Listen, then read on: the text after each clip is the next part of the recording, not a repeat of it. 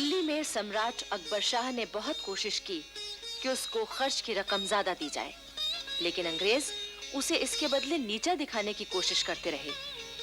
वे अकबर शाह का अपमान करने लगे। इससे अकबर शाह और उसके साथियों में अंग्रेजों के लिए नफरत बढ़ने लगी। सन 1837 में अकबर शाह की मृत्यु हो गई। उसका बेटा बहादुर शाह अपने पिता के सिंहासन पर बैठा। सम्राट बहादुर शाह ने भी अपने खर्च की रकम को बढ़ाना चाहा, लेकिन उसे जवाब मिला, अगर आप अपने बचे खुचे अधिकार कंपनी को सौंप दें तो आपके खर्च की रकम बढ़ा दी जाएगी। लेकिन बहादुर शाह ने इसे नहीं माना। इससे जहां बहादुर शाह के दिल में अंग्रेजों के प्रति नफरत बढ़ी, वहीं अंग्रेज इस कोशिश में लग गए कि किसी तरह दिल्ली की बादशाहत को ही क्यों न खत्म कर दिया जाए। बहादुर शाह ने यह भी चाहा कि बेगम जीनत महल के पुत्र जवां बख्त को युवराज नियुक्त कर दिया जाए। बेगम जीनत महल एक योग्य बेगम थी। उनमें संगठन शक्ति बड़ी जबरदस्त थी, इसलिए अंग्रेज उनसे घबराते थे और उनकी कोई बात मानने के लिए तैयार न थे। जाहिर है कि बेगम जीनत महल के शहजादे जवां बख्त को वो कैसे युवराज बनने देते। बादशाह बहादुर शाह ने अपने शहजादों के दस्तखतों से अंग्रेजों को खत भिजवाया कि वे चाहते हैं कि शहजादे जवां बख्त को युवराज बना दिया जाए। इस पर अंग्रेजों ने एक नई चाल खेली। उन्होंने एक शहजादे मिर्जा कोयाश को अपनी ओर मिला लिया। उससे यह समझौता कर लिया कि उसे केवल शहजादा कहा जाएगा। वो दिल्ली का किला खाली कर देगा और सिर्फ 15,000 रुपए मासिक पेंशन लेगा। अंग्रेजों ने सन 1856 में बहादुर शाह को भेंट और नजर देना बंद कर दिया। उन्होंने गवर्नर जनरल की मोहर पर से दिल्ली सम्राट का विशेष सेवक शब्द निकाल दिए। बादशाह की खुलेआम उपेक्षा होने लगी। कंपनी का जो सिक्का बादशाह के नाम पर ढाला जाता था, वो भी बंद कर दिया गया। बहादुर शाह के साथ होने वाले इस दुर्व्यवहार का फल ये हुआ कि बहादुर शाह और दिल्ली की जनता में विद्रोह की चिंगारी भड़क उठी।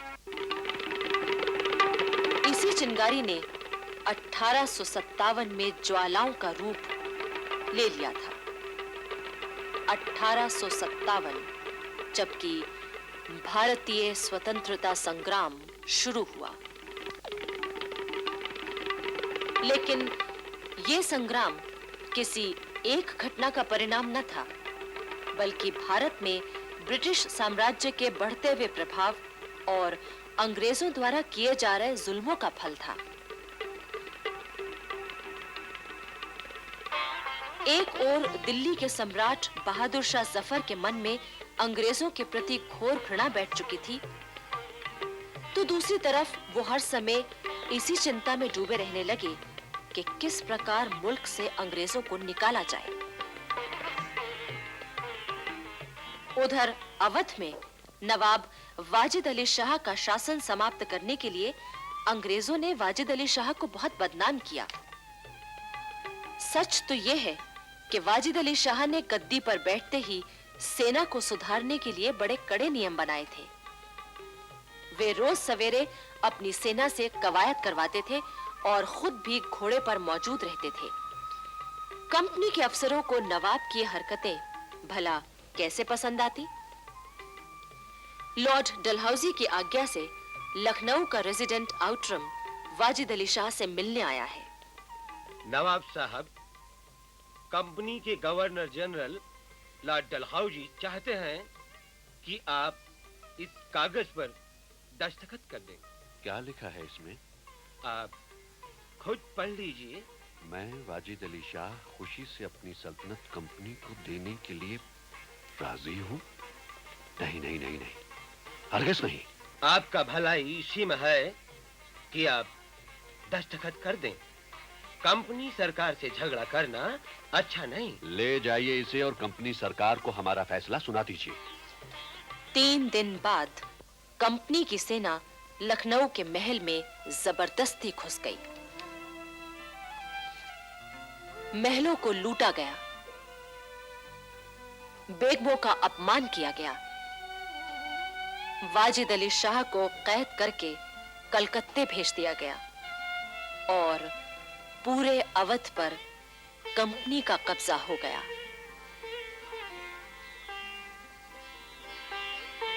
लॉर्ड डलहौजी की अपहरण नीति ने भी 1857 की क्रांति के बीज बोए थे।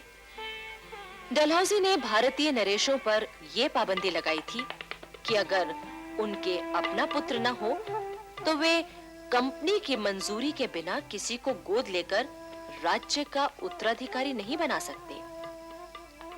अपनी इस नीति के जरिए डलहौजी ने किसी न किसी बहाने से बहुत सी रियासतों को कंपनी के अधिकार में ले लिया था।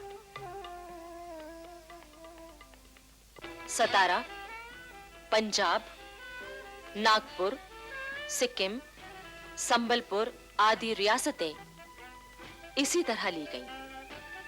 किंतु सबसे विस्फोटक स्थिति उत्पन्न हुई झांसी में। झांसी के राजा गंगाधर राव की मृत्यु 21 नवंबर 1853 को हुई। मृत्यु से पहले उन्होंने अपने ही कुल के एक बालक दामोदर राव को गोद लिया था और कंपनी को इसकी सूचना दी थी। लेकिन लॉर्ड डलहौजी तो झांसी को हड़पना चाहता था। 13 मार्च 1854 को एक ऐलान द्वारा झांसी की रियासत जबरदस्ती कंपनी के राज में मिला ली गई। झांसी की रानी लक्ष्मीबाई ने डलहौजी के आदेश का कड़ा विरोध किया।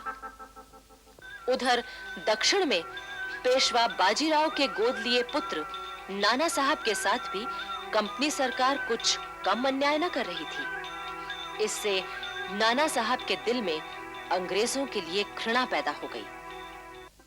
1857 की स्वतंत्रता क्रांति का एक कारण यह भी था कि अंग्रेजों ने भारतीयों के धार्मिक मामलों में हस्तक्षेप करके लोगों को अपने खिलाफ कर लिया था। इससे चारों ओर असंतोष फैल चुका था। देश के तमाम वीर नेता विद्रोह के लिए तैयार थे। झांसी की रानी लक्ष्मीबाई, तात्या टोपे, बिहार केसरी बाबू कुंवर सिंह, नाना साहब पेशवा, सभी के दिल में क्रांति की आग सुलग चुकी थी। बहादुर शाह जफर ने देश के इन तमाम लोगों से संपर्क किया और क्रांति के लिए उन्हें तैयार किया। उधर बिठूर में नाना साहब के सलाहकार अजीमुल्लाह खान ने क्रांति के लिए एक गुप्त संगठन बनाया और इस तरह दिल्ली के बादशाह बहादुर शाह जफर के झंडे के नीचे मिलकर विद्रोह करने का निश्चय किया। इस विशाल गुप्त संगठन के लिए धन की कमी न थी। बैरकपुर से पेशावर तक और लखनऊ से सतारा तक हजारों राष्ट्रीय फकीर और साधु घूम-घूम कर एक-एक गांव और एक-एक पलटन में स्वतंत्रता संग्राम का प्रचार करने में जुट गए थे। उस समय क्रांति के 5 मुख्य केंद्र थे: दिल्ली, बिठूर, लखनऊ, कलकत्ता और सतारा। क्रांति के इस प्रचार में तमाशा, पवाड़ों, लावनियों और कठपुतलियों, नाटकों आदि का सहारा भी लिया गया। फकीर और साधु प्रचारकों को सवारी के लिए हाथी और मदद के लिए सिपाही दिए गए थे। सन 1857 के शुरू के दिनों में नाना साहब और अजीमुल्लाह खां तीर्थ यात्रा के बहाने बिठूर से निकले। नाना साहब का भाई बाला साहब भी उनके साथ था।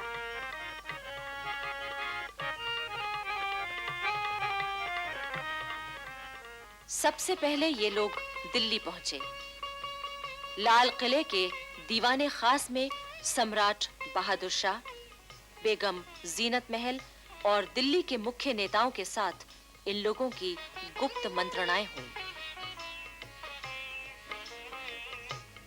इसके बाद नाना साहब अंबाला, लखनऊ, कालपी होते हुए बिठूर पहुंचे।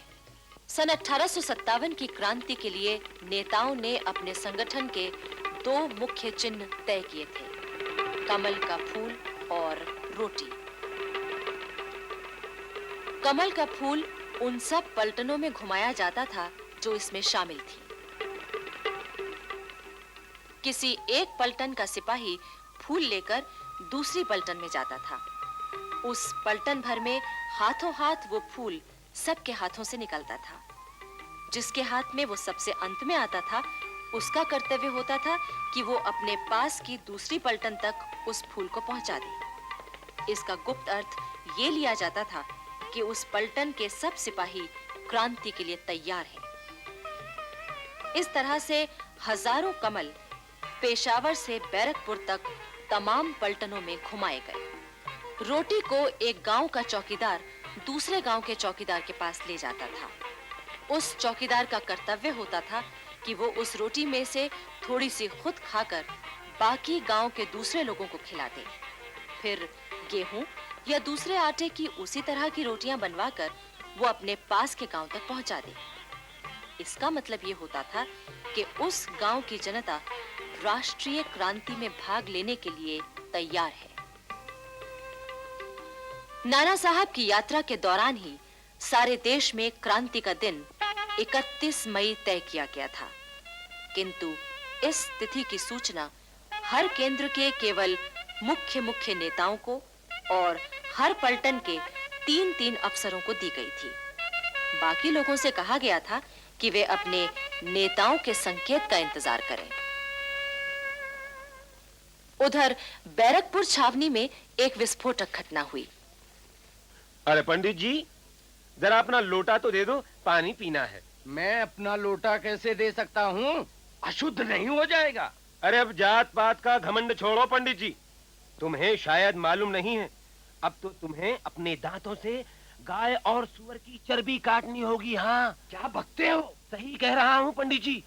अब जो नए कारतूस बने हैं, उनमें जानबूझकर ये दोनों चीजें लगाई जा रही हैं। हाँ, गाय और सुअर की चर्बी लगे कारतूसों ने उस समय की हिंदुस्तानी फौज में चिंगारी का काम किया।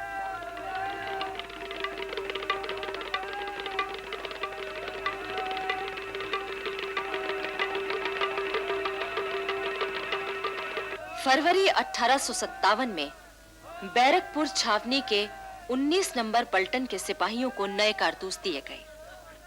सिपाहियों ने उन कारतूसों को इस्तेमाल करने से मना कर दिया। 19 नंबर पलटन में एक सिपाही था, मंगल पांडे। वो इस घटना से बहुत भरा हुआ था। 29 मार्च 1857 को पलटन को परेड मैदान पर बुलाया गया। अभी पलटन आकर खड़ी हुई ही थी कि अपनी भरी हुई बंदूक लेकर मंगल पांडे सामने कूद पड़ा और चिल्ला कर कहने लगा, भाइयों आओ, आप पीछे क्यों रहते हो? आओ, मैं आपको धर्म की सौगंध दिलाता हूँ। आजादी पुकार रही है कि हम फौरन अपने धोखेबाज दुश्मनों पर हमला बोल दें। रुकने का समय नहीं है। सार्जेंट मेजर ह्यूसन ने आदेश दिया कि मंगल पांडे को गिरफ्तार कर लिया जाए, पर सिपाही एक बार मंगल पांडे को देखते और एक बार अंग्रेज अफसर को। अगले ही क्षण मंगल पांडे की बंदूक से गोलियां चल पड़ी। मेजर ह्यूसन की लाश वहीं गिर पड़ी। लेफ्टिनेंट बॉग भी मरा नहीं था। उसने मंगल पांडे पर पिस्तौल से गोली चलाई, पर मंगल पांडे बच गए। इसके बाद मंगल पांडे तलवार निकालकर बॉग पर टूट पड़े और उसे मार दिया। थोड़ी देर में एक और अंग्रेज अफसर आया। उसने पांडे पर हमला करना चाहा तो एक सिपाही ने बंदूक का कुंदा उसके सर पर दे मारा। सारे सिपाही चिल्ला उठे, मंगल पांडे को हाथ मत लगाओ। इसके बाद एक बड़ा अफसर जनरल हियर्स गोरे सिपाहियों को लेकर आया। मंगल पांडे कह रहे थे, भाइयों, अब खड़ा भर चुका है, आप लोग विद्रोह का झंडा उठाएं। लेकिन सिपाही कुछ नहीं बोले। जब मंगल पांडे ने देखा कि सिपाही कुछ नहीं कर रहे हैं और वो अंग्रेज सैनिकों से घिर गया है, तो उसने अपने सीने में बंदूक दाग ली और वहीं गिर पड़े, पर मरे नहीं। मंगल पांडे को गिरफ्तार कर लिया गया और अस्पताल में उनका इलाज हुआ।